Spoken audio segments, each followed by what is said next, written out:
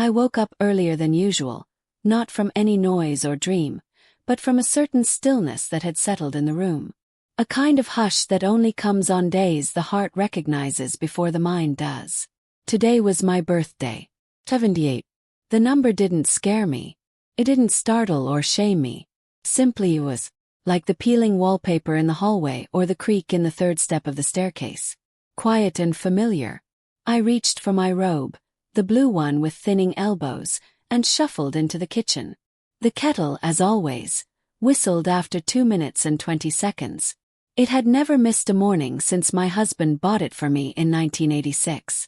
I moved slowly, deliberately. There was no rush. The sunlight had barely touched the curtains.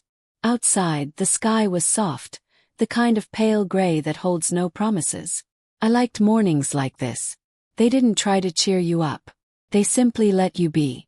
I spooned out the last of the strawberry jam into the small crystal dish I used only on special days. Birthdays.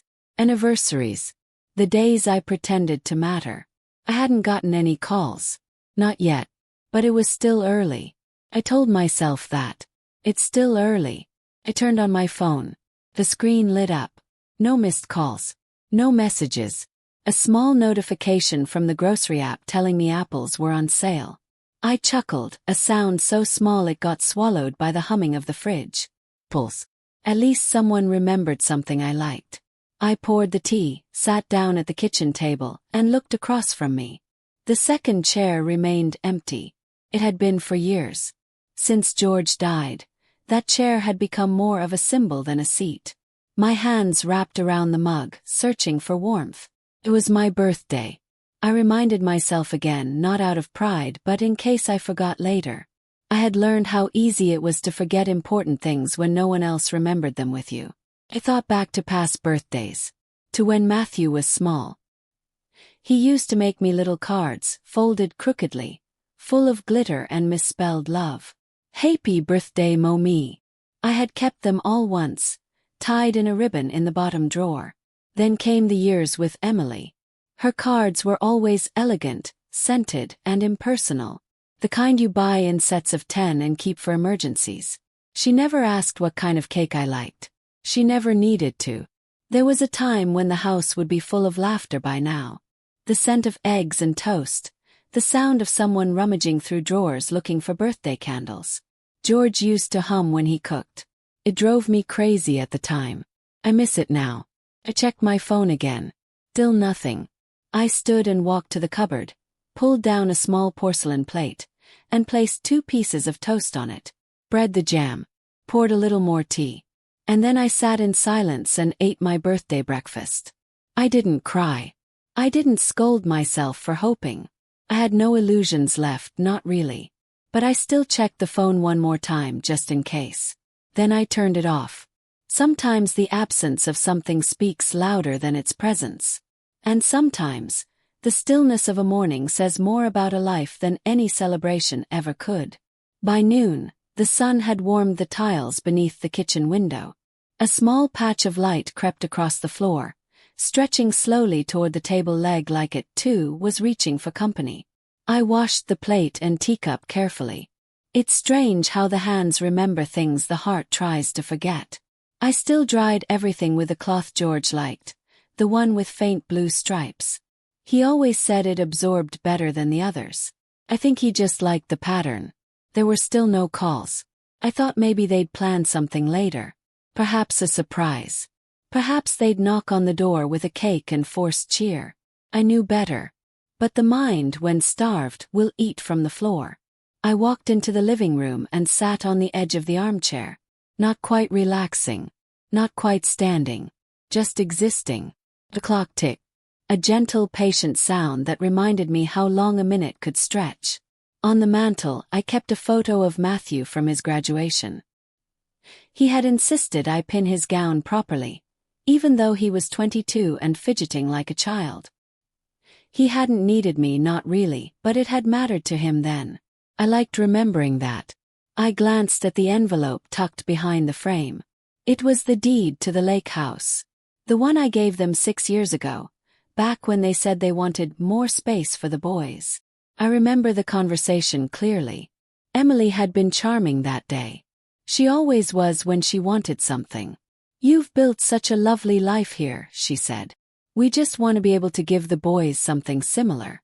A stable foundation." And I, fool that I was, believed I could help them build that. I sold the cottage George and I bought in 1974. The one with the squeaky porch swing and the old birch tree where he carved our initials. Sold it quietly without fuss. Gave them the down payment and signed the rest over. Told them, "It's yours now. Build something beautiful." They thanked me.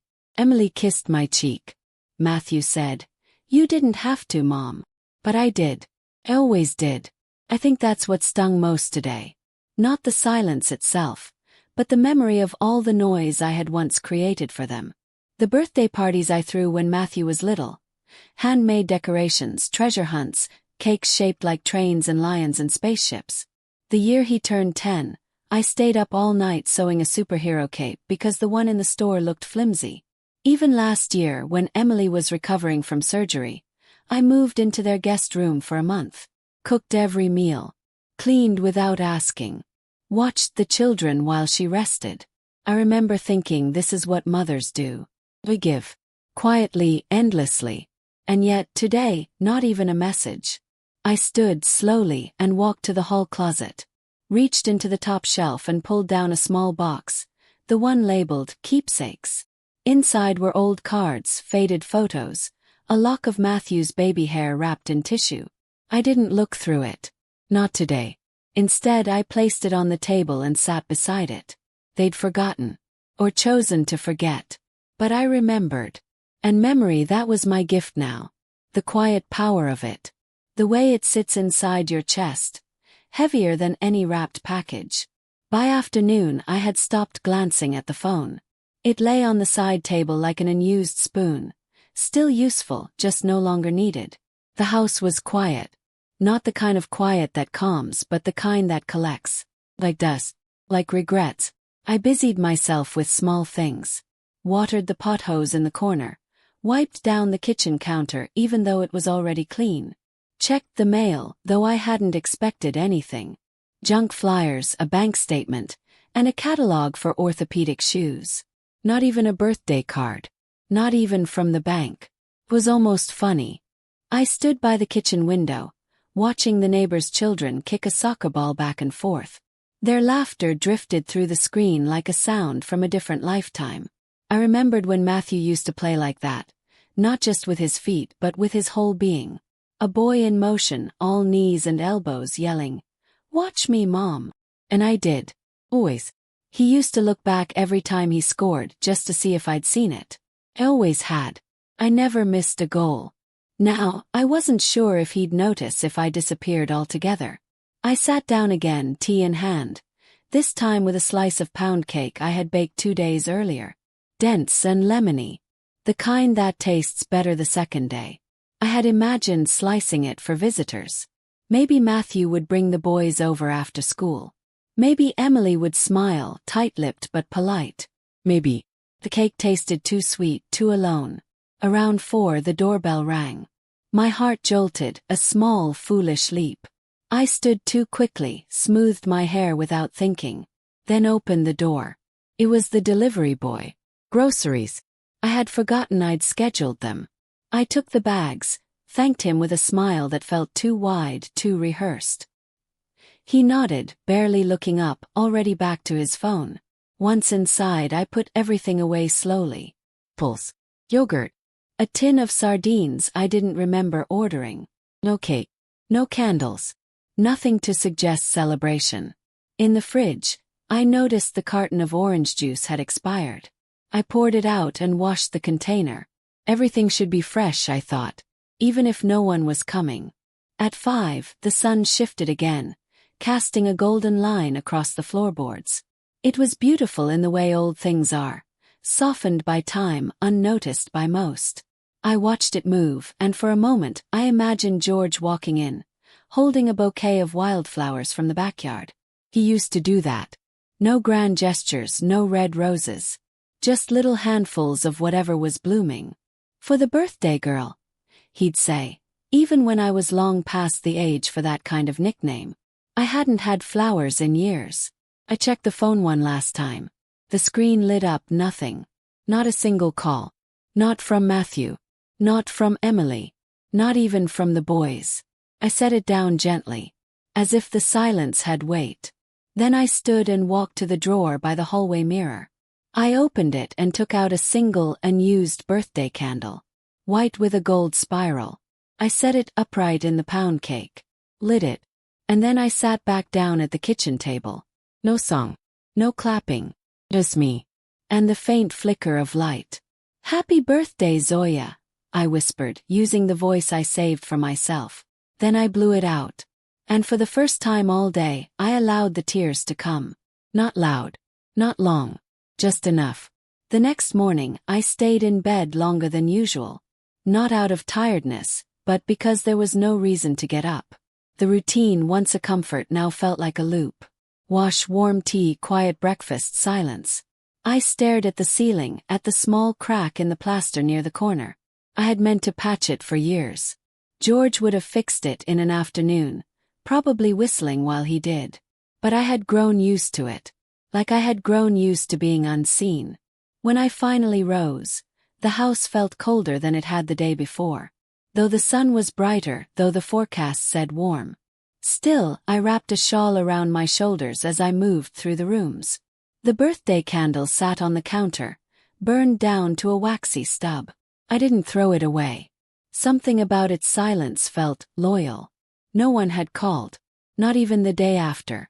I checked the phone, though I already knew. A scam call from a number in Ohio.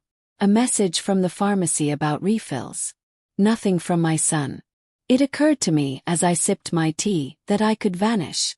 Not in the dramatic sense, not packing a bag and leaving in the night, but slowly, softly, like steam from a cup. Like the scent of lavender fading from sheets not freshly laundered. And no one would notice for days. That was the most painful part, I think. Not the forgetting, but the ease of it.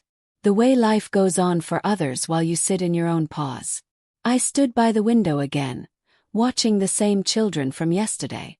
Their mother stood nearby, arms crossed, smiling faintly as they played. I didn't know her name. She had moved in 3 years ago. We had exchanged nods once or twice. I wondered what she'd think if I disappeared. If she noticed my porch light staying on too long. If she saw the mail piling up. Would she knock? I wasn't sure. Back inside, I wandered to the bookshelf. Picked up a photo album. The leather was cracked, the corners soft with age. Inside were decades of smiles, birthdays, first days of school. George, sunburnt and beaming, holding a fish by the lake. Matthew, age 5, wearing a paper crown. I had documented everything. Every milestone, every ordinary Tuesday that felt like it mattered. I didn't know why I was opening it now. Maybe to remind myself I had existed. Had been loved once. Or maybe to understand how that love had become so quiet. I closed the album gently and placed it back. Then I walked to the coat rack and took down my cardigan. The blue one.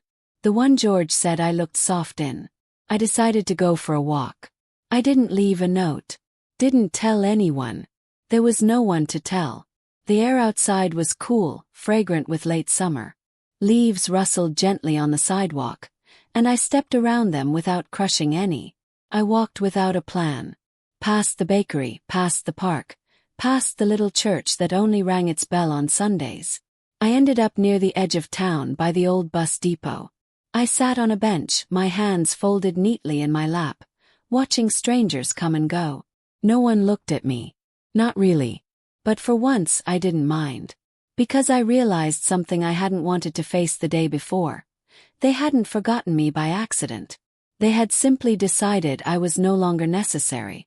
And perhaps in their eyes I wasn't. But in mine, I was still here. I wasn't vanishing. I was becoming visible to myself again. I hadn't planned to call Martha. But sometimes your hands reach for the familiar before your mind has a say. We hadn't spoken in months. Not out of anger, just distance.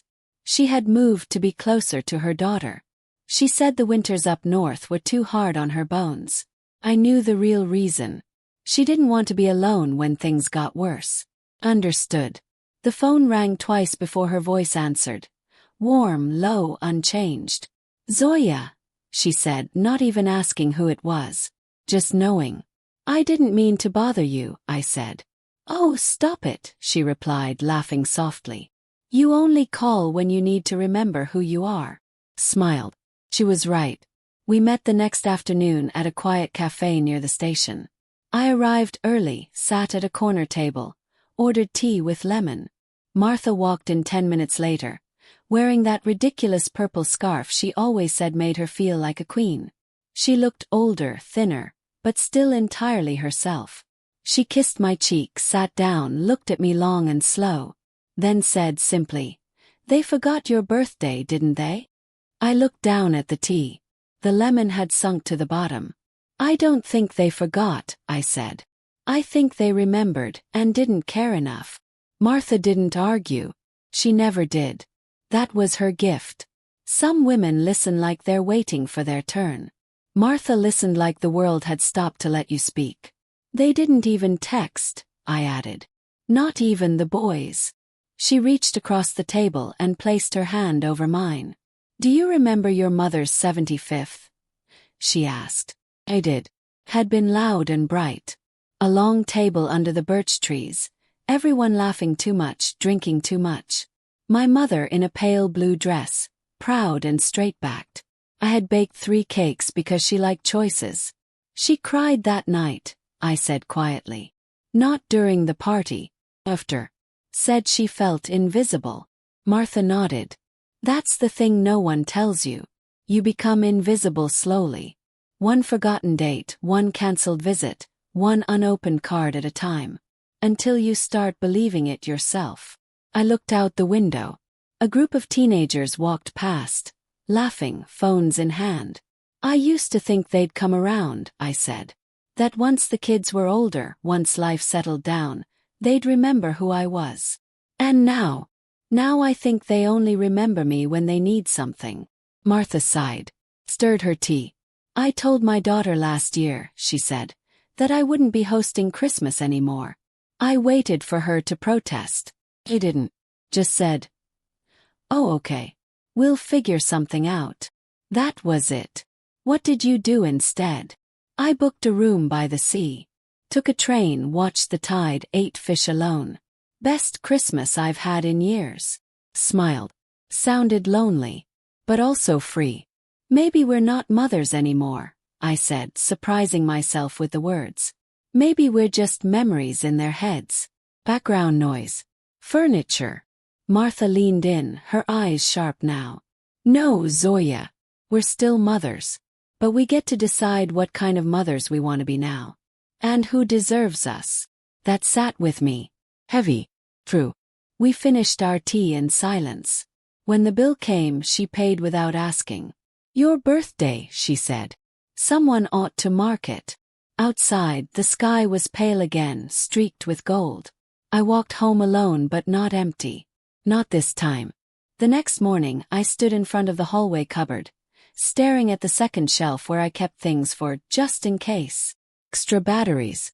Emergency candles. A few paper streamers from years ago, faded from light and time. That's where I used to keep the birthday candles. Tiny, bright-colored sticks in a plastic bag. Always tucked behind the baking soda. There had been so many once. I'd buy new ones every year, just in case Matthew changed his mind about the color or theme of his party. He never did. But I always liked being prepared. Now the shelf was bare. I must have used the last one the day before. I stood there longer than I should have. It was silly really to feel anything over a missing bag of candles. But it wasn't the candles. It was what they used to mean. That someone would come. That someone would want to celebrate. That someone would need me to light them. I closed the cupboard slowly, then walked into the kitchen and sat down. The pound cake was still there. Half gone. I had eaten most of it myself. There was no one else to offer it to. I thought about calling Matthew, just to say hello, just to remind him that I existed. But I didn't want to hear the hesitation in his voice. The guilt trying to pretend it wasn't guilt. I didn't want to hear Emily in the background asking, "Is that your mom again?" Like I was a bill collector. Or worse, a burden. Instead, I opened the small wooden box on the counter. My address book. Faded, dog-eared. Full of names that had long since stopped answering their phones. Some crossed out with a shaky line. Some marked with a small star, for those who still sent cards at Christmas. I flipped through the pages. So many women I used to know. So many recipes shared, babies rocked, stories told on back porches over instant coffee and insect bites. Moved. Buried. Forgotten. I paused on one name, Nina Korsakov. She used to live 2 blocks down. Her son worked in insurance. We'd bump into each other at the post office. I hadn't thought of her in years. Picked up the phone. Dialed the number slowly, not expecting much. Rang. And then a voice. "Hello." It was her. Older, raspier, but unmistakably Nina. "Nina," I said softly. "It's Zoya. From Silver Avenue." Long pause. Then a small gasp. "Zoya, dear Lord. I thought you moved away." "No. Still here. Just quiet." Another pause. Then, without hesitation. "Come for tea." I laughed, a sound that caught me off guard. "I don't want to intrude." "You're not. I was just thinking the other day, I still have that lemon jam you made me. Remember? In the tall jar." I remembered. I'd forgotten I gave it to her. But she hadn't. We agreed on a time. I hung up, surprised by the lightness in my chest.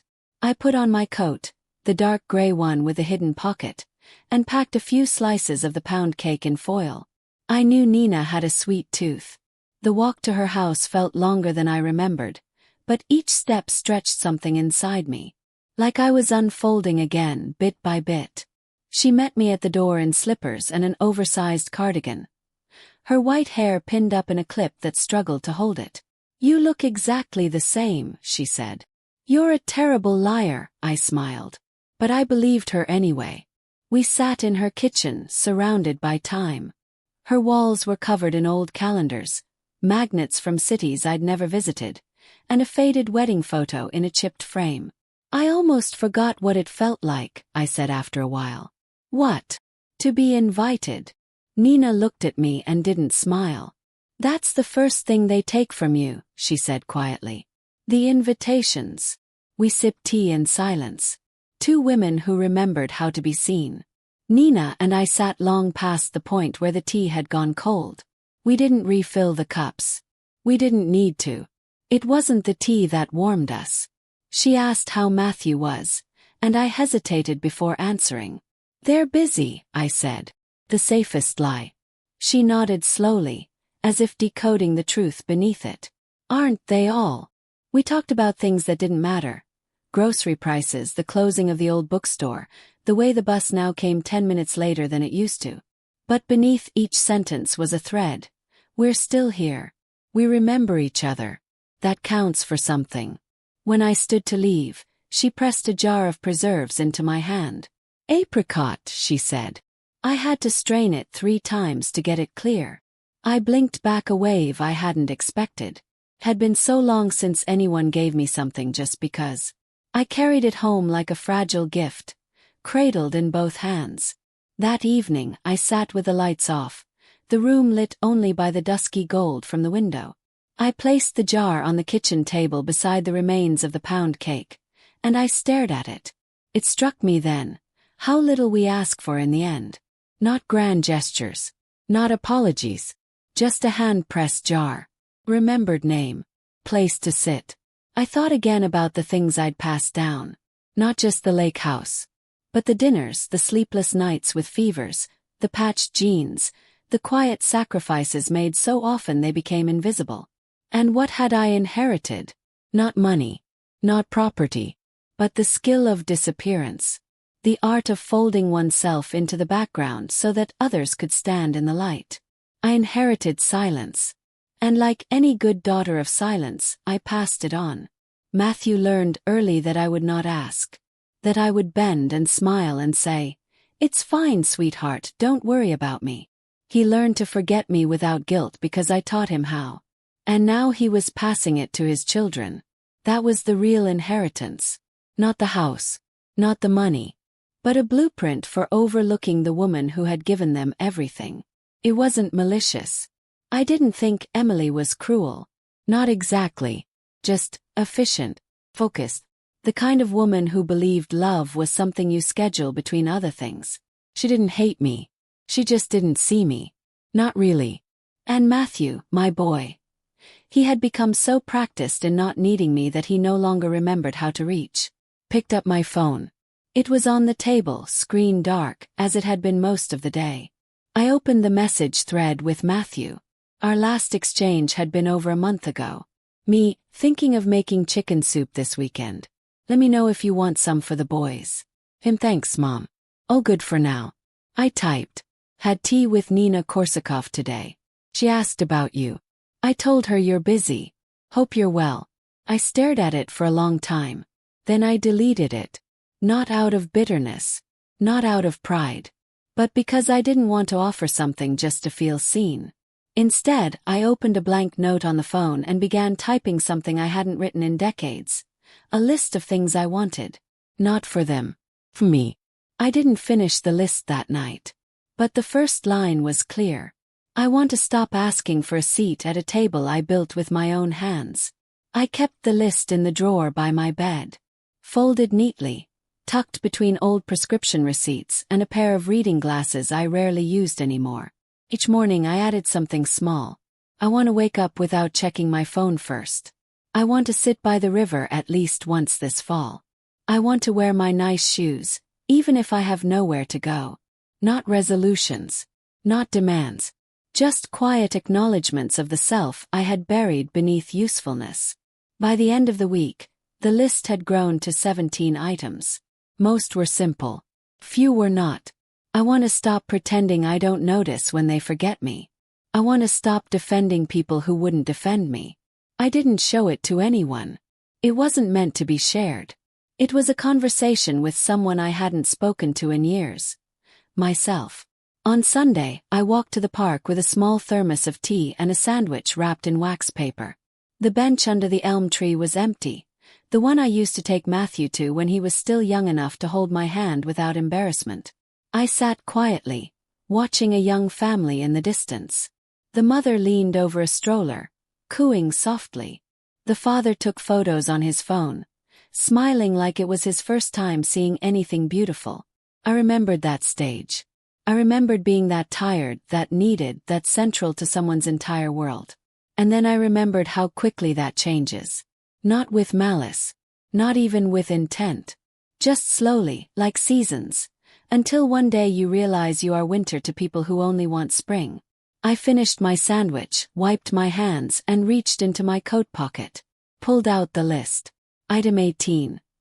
I want to stop apologizing for wanting more. I didn't write it down. I just whispered it, folded the paper and placed it back. That afternoon I stopped at a small shop near the river.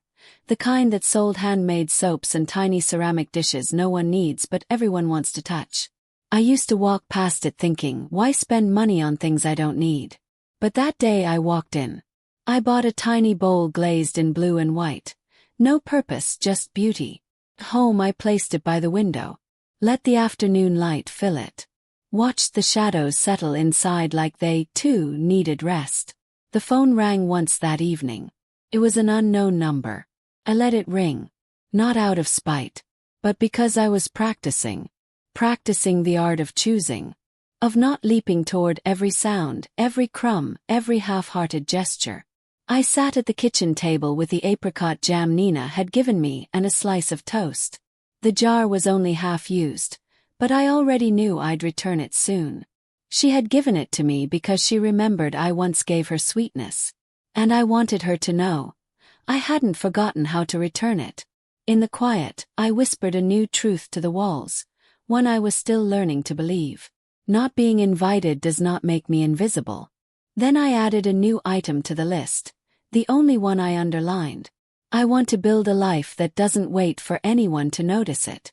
I wrote a letter to Matthew that week. Not to mail. Just to write. It began simply.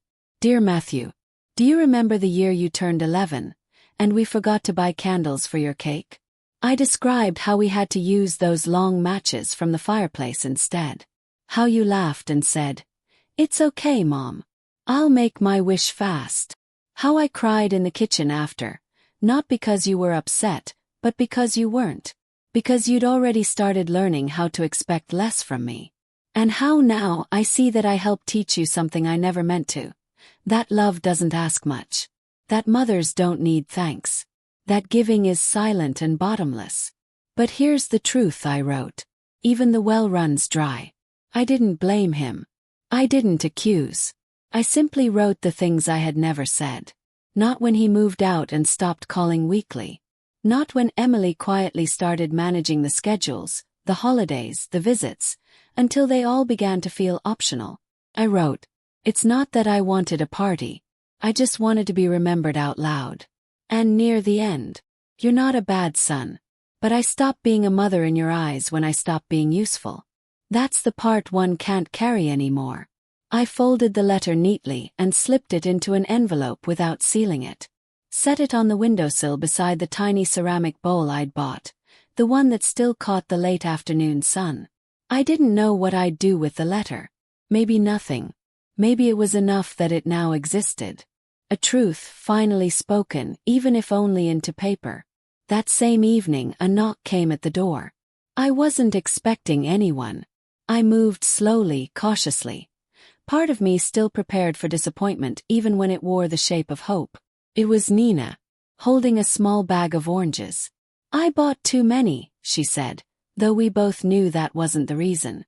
I let her in, and we sat in the kitchen, peeling oranges in quiet rhythm. The scent of citrus filled the air, fresh and sharp. It reminded me of summers when Matthew was little, when I'd slice oranges and freeze them for his lunchbox, believing small surprises could shape a childhood. "They never say thank you for the oranges," I murmured, not meaning to speak it aloud. Nina didn't ask what I meant. She just nodded, wiped her fingers and said, "That's why we have to thank ourselves." We sat until the light faded. After she left, I stood by the window and watched the street lamps flicker to life. A group of teenagers passed by, laughing too loud. One of them wore a jacket like Matthew used to. I almost waved. Inside the house was still, but not empty. I went to the envelope and tucked it gently into the drawer. Not hiding it, just choosing. I didn't need to send it. Not yet. Maybe never. Because what I needed more than his understanding was my own. That I had been enough. That forgetting someone doesn't erase what they gave. And that some birthdays are not missed, they're ignored. But some silences, when named, become a boundary. And that's what I was learning to build now. Quietly. Brick by brick. There's a room in my house I stopped using years ago. It's small, just large enough for a twin bed, a narrow desk, and a few shelves of old children's books. When Matthew moved out, I left it as it was. Said I wanted it to feel like home when he visited. Said I wanted the boys to have somewhere to sleep when they stayed the night. But they never stayed. At first it was school, then sports, then, "They're getting too big for that little bed." Eventually the visits stopped altogether. No explanation. Just a slow fading of footprints. I walked into the room this morning barefoot, holding my tea. The air was still. Little stale. The sheets were neatly folded at the foot of the bed, untouched since I laundered them last spring. The books on the shelf were dusted but unopened. Fairy tales, old encyclopedias, a few paperbacks from my teaching days. A yellowed poster of the solar system still clung to the far wall. I sat on the edge of the bed, mug warm between my palms. It struck me. How much space I had preserved for people who never came. Not just in this room. In every drawer, every calendar, every softened boundary. I had lived like someone might arrive at any moment. Like being ready for them was the same as being loved by them. And now I was done waiting. That afternoon, I gathered a few small boxes and began to pack. Not out of anger. Not out of grief. Out of clarity. I boxed up the books first. The ones I once imagined reading to my grandchildren. I didn't cry. Simply chose. Some would go to the library. some to the donation center. Some I'd keep but not here. Next, I emptied the drawer in the desk. Inside were a few dried-up markers, a stack of coloring pages, a folded note from Matthew, written in pencil long ago. "Mom, don't forget. I love you even when I'm mad." Held it a while. Not long. Then placed it back in the drawer. That one I wouldn't empty. That one would stay for me. By evening the room looked different. Lighter. Not empty but honest. I folded the bed, tucked the sheet away, and closed the door with both hands. I didn't lock it. I just let it be. Back in the kitchen, I brewed a fresh pot of tea and lit the small candle I kept by the sink. The ceramic bowl by the window caught the light just right, and for a moment the whole room glowed. I stood there a long time watching the flame. Then, as if by instinct, I reached for the list in the drawer, unfolded it, found a fresh space between the lines, and wrote, "I want to live in rooms that are mine. Not shrines. Not placeholders. Rooms that breathe with the life I am choosing now." I folded the list back up, slower this time. There was no sadness, not really. Just a gentle goodbye to the shape of a future I had once imagined. I still had the house. I still had the tea. And now, finally, I had the space. The mornings had grown colder. Not bitter yet. Just enough that the floor felt unfriendly beneath bare feet. I took to wrapping myself in the old knit shawl, the one George never liked because it looked like something forgotten in a pew. I wore it anyway. Each day, after tea and a small breakfast, I sat by the window in the living room. The chair there, low, wide, with a cushion that gave just enough, had become my spot. Not to wait. Not anymore. But to see. From that chair, I watched the world pass by without asking anything of me. Children walking to school. Postmen on their routes. Neighbors raking leaves into neat piles that would be undone by the wind within an hour. Sometimes I waved. Most times I didn't. It wasn't loneliness. It was observation.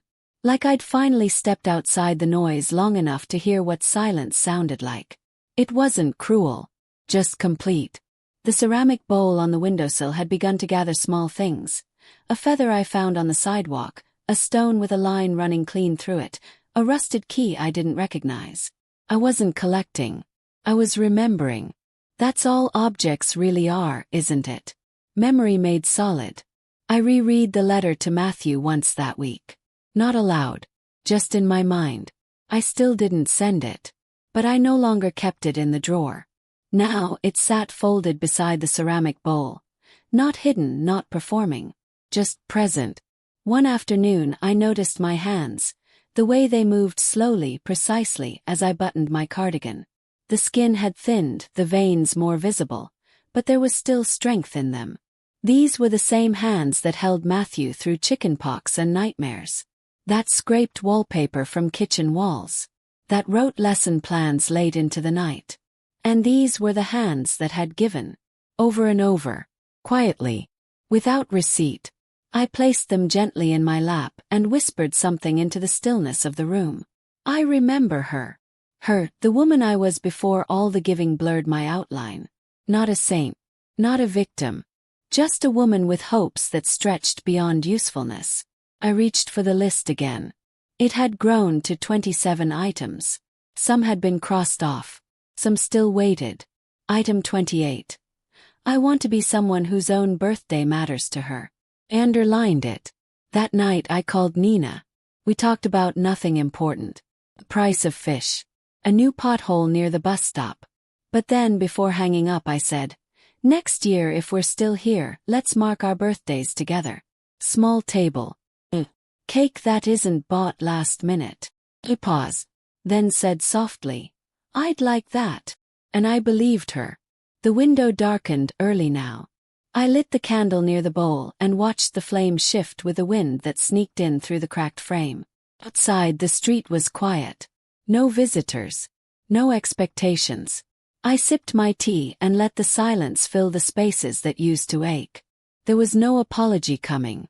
No call. No sudden remembering. And that was fine. Because I had remembered myself. And that was enough. Spring came quietly.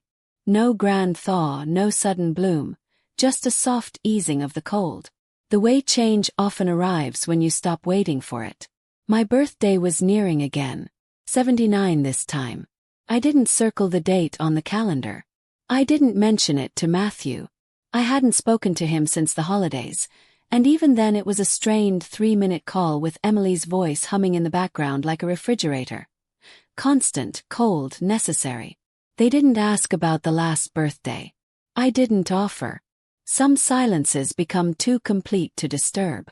This year I decided there would be no cake. No candles. But there would be tea. And a small white plate. And something chosen, not offered, not expected, not left over. I woke early on the morning of my birthday. No alarm. No list of things to prepare for others. Just the golden light pulling itself gently across the floorboards like a shawl. I took my time dressing. Chose the pale linen blouse I had once considered too nice for home. Brushed my hair back, even dabbed a bit of scent behind my ears.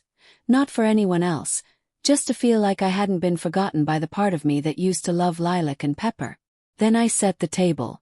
2 cups, though I only needed one. Quiet habit. One for me. One for the woman I used to be, who deserved to sit too. There was no cake, but there were scones. I had made them the night before with fresh rosemary and lemon zest. A recipe I never shared. Not because it was secret, just because no one had asked.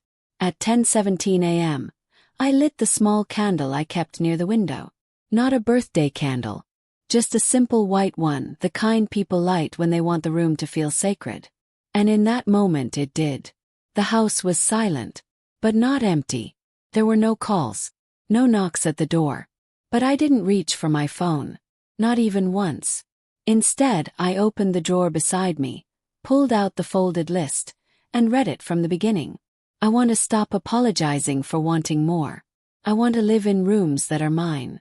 I want to be someone whose own birthday matters to her. Smiled. Then, slowly, I tore the list in half. Not out of anger, but because it had done its work. Each line had built something. Not a party. Not a moment. Boundary. A rhythm. Life. Later that afternoon, Nina came by.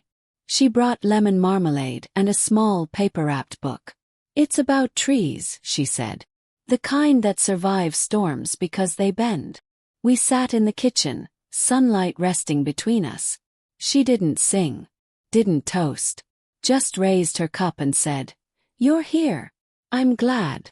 And that was enough. When she left, I stood by the window and watched her walk down the path, steady and slow. The sky was beginning to pin Ken at the edges. The candle had burned low. I blew it out. No wishes. Only a quiet truth, spoken into the dim room, firm and full. This was mine. Not given. Not granted. Not shared out of obligation. And in that soft, golden quiet, I finally understood. The best birthday is the one no one else needs to remember for it to matter.